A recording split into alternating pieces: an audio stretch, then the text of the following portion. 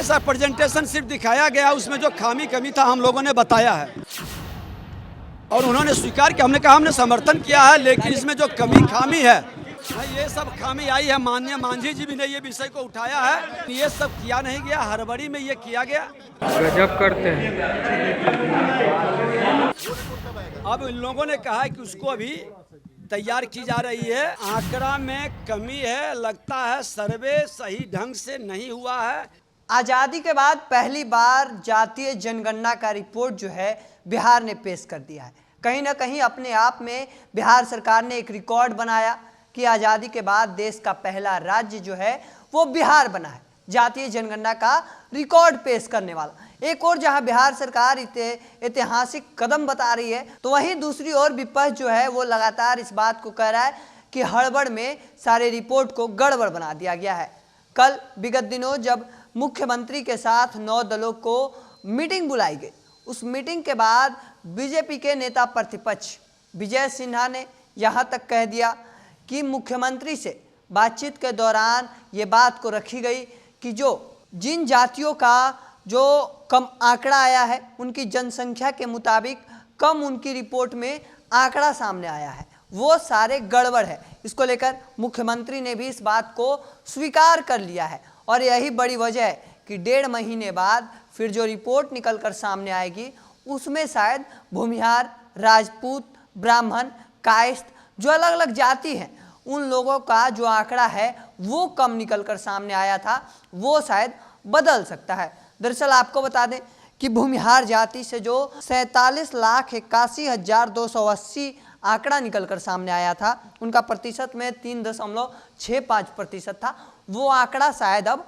बदल सकता है। आने वाले समय में यह आंकड़ा जो निकल कर आया है उसके लेकर भी मुख्यमंत्री नीतीश कुमार ने इस बात को स्वीकार कर लिया है। दरअसल बीजेपी के नेता प्रतिपक्ष ने ये बात साफ तौर पर रखी है कि जो आंकड़ा निकल कर सामने आया, जातीय जनगणना की रिपोर्ट जो निकल कर सामने आई, उसको लेकर लगातार इस बात पर सवाल उठाया जा रहा है। चाहे अलग अलग जाति के संगठन हो, वो भी इस बात को कह रहे हैं कि हमारे जाति के लोगों को गिना नहीं गया। चाहे ये बात भी रखी जा रही है कि हमारे घर तक अधिकारी पदाधिकारी जो जाति गणना कर रहे थे वो हमारे तक नहीं पहुँचे हैं।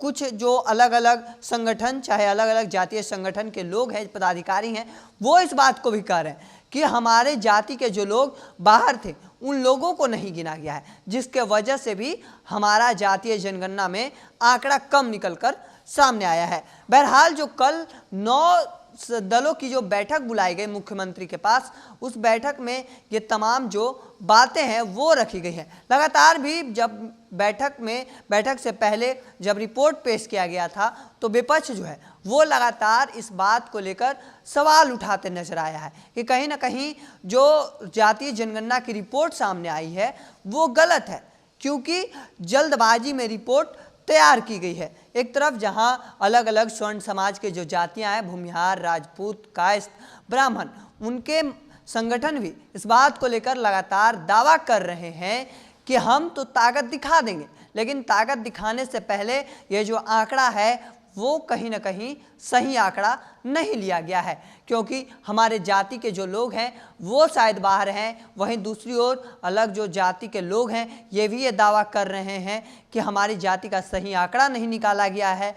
तमाम जो बातें हैं वो अलग अलग संगठन के लोग कह रहे हैं, लेकिन अब वहीं बीजेपी के नेता प्रतिपक्ष जो हैं बैठक के दौरान ये बात कहे हैं कि जो अलग अलग जाति है, जो जातियों का कम आंकड़ा निकल कर सामने आया है वो गलत है, और वो गलत इसलिए है क्योंकि जो लोग बाहर थे उनका शायद जोड़ा नहीं गया, और यही बड़ी वजह है कि स्वर्ण जातियों के लोगों का गिनती नहीं हो पाया। यही वजह है कि जातियों का आंकड़ा कम आया है। लेकिन इस बात को मुख्यमंत्री ने भी स्वीकार कर लिया है। शायद 1.5 महीने बाद एक और रिपोर्ट, पूरी रिपोर्ट जो है जातीय जनगणना की वो आने वाली है, और शायद वो रिपोर्ट में बदला नजर आ सकता है। जातीय जनगणना में स्वर्ण समाज, जो भूमिहार, राजपूत, ब्राह्मण, कायस्थ, जो अलग अलग जातियां हैं, जो उनका आंकड़ा निकल कर सामने आया है जातीय जनगणना में, वो आंकड़ा बदल सकता है। इस बात को मुख्यमंत्री ने स्वीकार कर लिया है। कहीं ना कहीं जो आने वाले समय में आंकड़ा आएगा